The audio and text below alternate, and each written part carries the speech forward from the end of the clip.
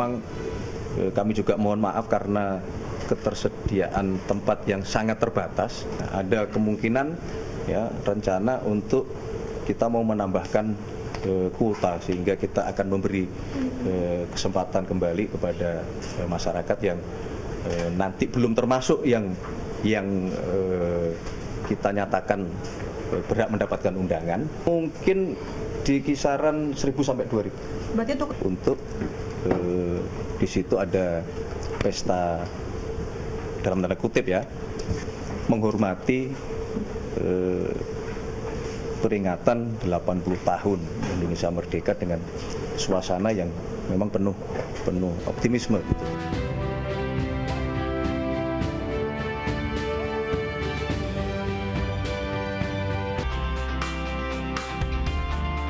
Latihan ini menjadi momentum awal bagi para calon paskibra nasional untuk saling mengenal, membangun kekompakan, sekaligus mematangkan kesiapan fisik dan mental jelang upacara 17 Agustus di Istana Merdeka. Latihan ini dijadwalkan berlangsung hingga pertengahan Agustus mendatang. Para capaska akan terus digembleng agar tampil optimal saat detik-detik proklamasi kemerdekaan RI ke-80. Capaska dibagi dalam 2 regu, tim pengibar dan tim penurun bendera. Meski baru pertama kali latihan gabungan, para peserta menunjukkan kekompakan dan keseriusan dalam setiap gerakan. Selama pemusatan latihan, para capaska tidak diperbolehkan menggunakan ponsel. Ini dimaksudkan agar mereka lebih fokus dan membangun komunikasi antar anggota tim, sekaligus menanamkan nilai kebersamaan dan persatuan. Semua peserta dilatih untuk menguasai berbagai posisi. Namun penempatan tugas akan diumumkan pagi hari jelang upacara 17 Agustus nanti. Hal ini dilakukan untuk menghindari beban mental pada peserta. Rencananya para capaska akan dikukuhkan pada 13 Agustus dan mulai berlatih di Istana Negara pada 12 Agustus. Dari Depok, Jawa Barat, Wenda Nura, Oki Mahendra, iNews melaporkan. Tidak bisa keluar jari-jarinya di mesin pompa. Bocah 5 tahun ini menangis kesakitan saat tim rescue damkar berusaha melepaskan jari telunjuknya yang terjepit dalam mesin pompa air di Kelurahan Niranuang, Kabupaten Goa, Sulawesi Selatan. Proses penyelamatan dimulai mengolesi jari korban dengan minyak goreng dan sabun cair agar lebih mudah ditarik dari lubang mesin. Selang 1 jam, jari bocah akhirnya bisa diselamatkan. Sebelumnya, ayah bocah sempat berusaha menyelamatkan jari tangan anaknya, namun hingga 2 jam tidak juga membuahkan hasil. Tangan anak tersebut tidak bisa terlepas dikarenakan terjepit di dalam mesin air. Jadi kami menggunakan satu cara dengan mengoleskan minyak. Petugas damkar mengimbau orang tua selalu mengawasi aktivitas buah hatinya saat bermain agar kejadian serupa tidak terulang. Dari Kabupaten Goa, Sulawesi Selatan, Bukma melaporkan. Pemirsa, aksinya terpergok seorang pelaku curanmor menjadi bulan-bulanan warga di Cengkareng, Jakarta Barat. Sementara penarikan kendaraan secara paksa oleh penagih utang kembali terjadi di Depok, Jawa Barat.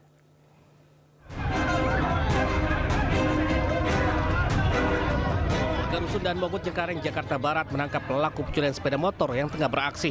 Pelaku sempat menembakkan senjata api untuk melarikan diri, namun ia tak berdaya menghadapi banyaknya warga. Guna menghindari amukan massa yang beringas, pelaku langsung digelandang ke kantor keamanan setempat. Naas saat pelaku hendak digelandang ke mobil polisi, massa semakin beringas dan kembali mengeroyok pelaku. Beruntung polisi berhasil memasukkan pelaku ke dalam mobil dan membawanya ke Polsek Cengkareng.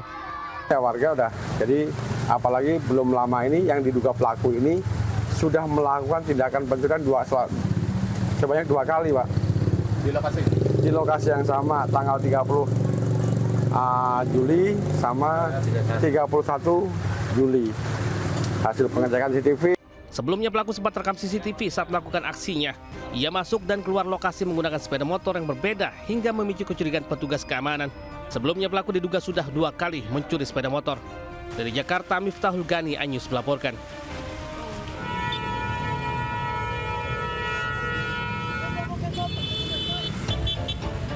Kelompok penagih utang kembali berulah dengan berusaha merebut paksa motor milik warga di Jalan Raya Margonda, Depok, Jawa Barat.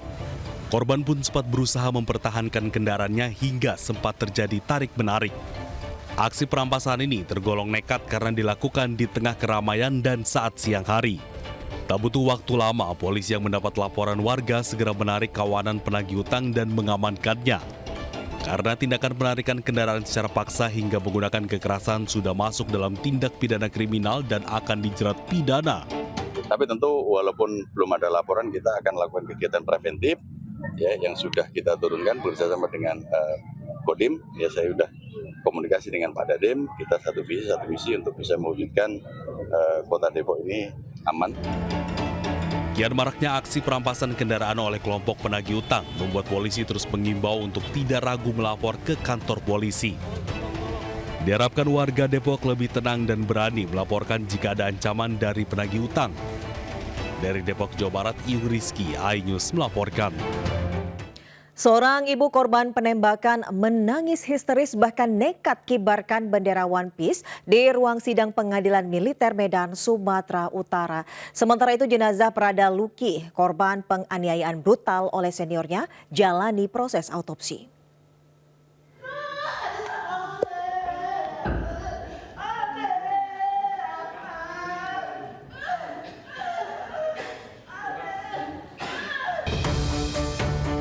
Fitriani, ibu korban menangis histeris tak kuasa mengenang anak bungsunya yang tewas di tangan oknum TNI AD, Deli Serdang.